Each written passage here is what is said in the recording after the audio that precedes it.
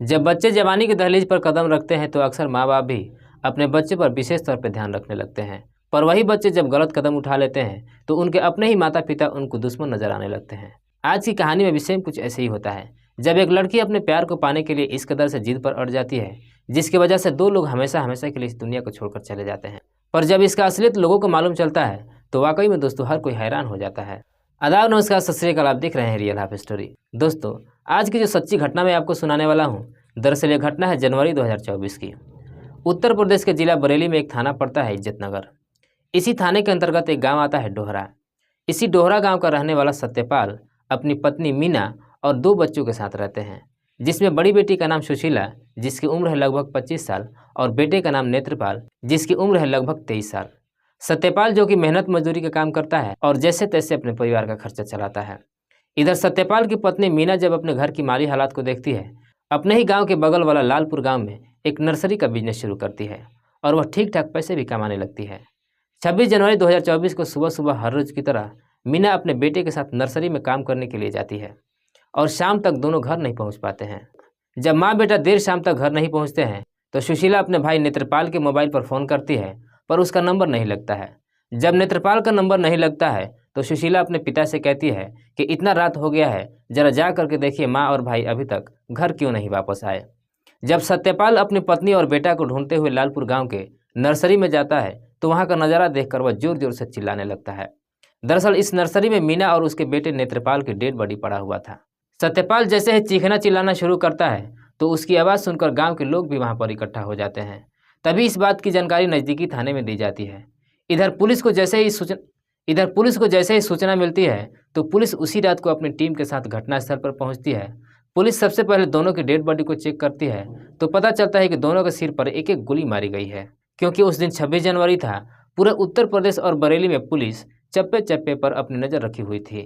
Police को यह भी समझ में नहीं आ रहा था कि आखिरकार अपराधियों ने इन दिनों का ही चुनाव क्यों किया था। पुलिस सबसे पहले दोनों की डेड बॉडी को अपने कब्जे में लेती है और फिर उसे पोस्टमार्टम के लिए जिला अस्पताल में भेज देती है। इसके बाद सत्यपाल के तहरीर पर अज्ञात अपराधियों के खिलाफ मुकदमा दर्ज करती है और फिर इस केस की छानबीन करना शुरू करती है। पुलिस सबसे पहले सत्यपाल से पूछताछ करती है कि क्या तुम्हारा किसी से कोई रंजिश है, तुम्हें किसी पर शक है। इस पर सत्यपाल पुलिस को कहता है कि साहब, हम लोग बेहद गरीब परिवार से हैं, हमारा किसी से कोई दुश्मनी नहीं है। पुलिस अपनी तमाम कोशिश कर लेती है लेकिन इसके बावजूद भी अपराधियों का कहीं कुछ पता नहीं चलता है। दोस्तों, जैसे ही अगले दिन मीना और उसके बेटे नेत्रपाल का पोस्टमार्टम रिपोर्ट आता है तो उसमें एक बड़ा ही चौंकाने वाला खुलासा होता है, जिससे सुनने के बाद सभी गांव वाले चकित हो जाते हैं। दरअसल पोस्टमार्टम रिपोर्ट में बताई जाती है कि दोनों की हत्या गोली मार करके नहीं, बल्कि दोनों के सर पर किसी भारी चीज़ से वार किया गया है। पुलिस को जैसे ही इस तरह का पोस्टमार्टम रिपोर्ट मिलता है तो पुलिस भी काफ़ी तेज़ी से हरकत में आ जाती है। इस बार पुलिस सत्यपाल की बेटी सुशीला से पूछताछ करती है। सुशीला पुलिस वाले से कहती है कि साहब, मुझे शक है कि शायद मेरी माँ और भाई की हत्या किसी और ने नहीं बल्कि मेरी जिससे शादी लगी हुई थी उसी ने किया है। दरअसल सुशीला की शादी संजीव से तय हुई थी, जो मीरगंज का रहने वाला है और पंजाब में रहकर एक प्राइवेट कंपनी में नौकरी करता है। सुशीला जैसे ही इस तरह की बातें पुलिस वालों से कहती है तो पुलिस सुशीला से संजीव का मोबाइल नंबर लेती है और संजीव के नंबर पर फ़ोन करती है। पुलिस संजीव से जब सुशीला की मां और उसके भाई की हत्या के बारे में पूछताछ करती है तो संजीव कहता है कि साहब, मुझे मालूम नहीं है कि सुशीला की मां और उसके भाई की हत्या किसने किया है। मैं तो पंजाब में रहकर अपनी नौकरी करता हूं। हाँ, ये बात सही है कि सुशीला की शादी मुझसे तय हुई थी, लेकिन उसने खुद ही शादी करने से इनकार कर दिया था। उसने कहा कि मैं किसी और से प्यार करती हूँ, अगर तुम मुझसे शादी करोगे भी तो मैं तलाक दे दूंगी या आत्महत्या कर लूँगी। संजीव पुलिस से कहता है कि साहब, सुशीला का किसी और के साथ प्रेम प्रसंग चल रहा है, अपने आशिक से ही शादी करने के लिए मुझसे शादी करने से इनकार कर दिया था। संजीव जब इस तरह की बातें पुलिस वाले को बताता है तो पुलिस को भी लगता है कि संजीव शायद ठीक ही कह रहा है, लेकिन संजीव अभी भी पुलिस के शक के दायरे में ही था। फिर जब पुलिस संजीव के मोबाइल का लोकेशन ट्रेस करती है तो पता चलता है कि जिस दिन सुशीला की माँ और उसके भाई की हत्या की गई थी उस दिन संजीव के मोबाइल का लोकेशन भी पंजाब में ही दिखा रहा था। पुलिस संजीव के कहने के आधार पर जब सुशीला के मोबाइल का कॉल डिटेल चेक करती है तो उसमें पुलिस को एक ऐसा नंबर मिलता है जिस पर सुशीला रोज लगभग 5 से 6 घंटे तक लगातार बातचीत करते आ रही थी। पुलिस जब उस नंबर का डिटेल्स निकालती है तो पता चलता है कि वह नंबर उसी थाना क्षेत्र के किसी रशीद नाम के व्यक्ति पर रजिस्टर्ड है, जो सुशीला के ही गांव का रहने वाला है और टाइल्स लगाने का काम करता है। जैसे ही पुलिस को इस तरह का डिटेल्स मिलता है, अब पुलिस रशीद के घर पर दस्तक देती है तो पता चलता है कि रशीद अपना घर छोड़कर कब का फरार हो चुका है। जिससे पुलिस को भी कहीं न कहीं रशीद के ऊपर गहरा शक चला जाता है। इसलिए पुलिस अब रशीद को अपने कस्टडी में लेने के लिए उसके मोबाइल नंबर को सर्विलांस पर डाल देती है। जैसे ही रशीद का लोकेशन मिलता है, पुलिस उस लोकेशन के आधार पर रशीद को गिरफ्तार कर लेती है। इधर पुलिस जब रशीद को थाने लेकर के आती है तो डर के मारे उसका हाथ पैर कांपने लगता है। पुलिस सबसे पहले रशीद से सवाल करती है कि तुमने सुशीला की मां और उसके भाई की हत्या क्यों किया। तो रशीद बिना किसी शक्ति दबाव से ही अपनी सच्चाई कबूल कर लेता है। दोस्तों, रशीद पुलिस वालों से कहता है कि साहब, मैं उन दोनों को मारना नहीं चाहता था, लेकिन उन दोनों ने मेरे सामने इस तरह का सिचुएशन ही खड़ा कर दिया था कि मेरे पास और कोई रास्ता ही नहीं बचा था। रशीद जब इस हत्या की पूरी कहानी बताता है तो दोस्तों वाकई में इसे सुनने के बाद हर कोई चौंक सा जाता है। दरअसल इस कहानी की शुरुआत होती है साल 2018 से, जब पहली बार रशीद सुशीला के घर में टाइल्स लगाने जाता है। रशीद सुशीला को देखकर पहले ही नज़र में उसे अपना दिल ले बैठता है। इधर सुशीला भी रशीद को पसंद करने लगती है। दोनों के बीच में अब प्रेम प्रसंग शुरू होता है। दोनों फ़ोन पर एक दूसरे से बात ही नहीं करते, बल्कि जब भी मौका मिलता एक दूसरे से मुलाकात भी करते। दोस्तों, प्रेम का रंग ऐसा चढ़ा कि अंत में वे दोनों शादी करने का फैसला भी कर लेते हैं। लेकिन दोनों जानते थे कि शादी की मंजूरी दोनों के घर वाले किसी कीमत पर नहीं देंगे। इस बात की जानकारी सुशीला के साथ साथ रशीद के घर परिवार वालों को भी हो जाता है कि रशीद का किसी गैर जाति की लड़की से प्रेम प्रसंग शुरू हो चुका है। इसलिए रशीद के माँ बाप जल्द से अपने बेटे की शादी अपनी जाति बिरादरी के एक लड़की से कर देते हैं।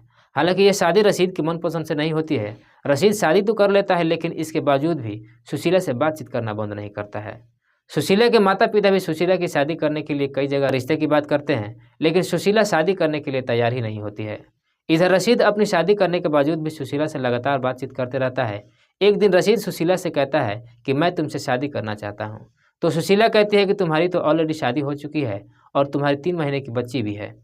इस पर रशीद कहता है कि मैं तुम्हारे लिए अपनी पत्नी और बच्ची को भी छोड़ दूंगा।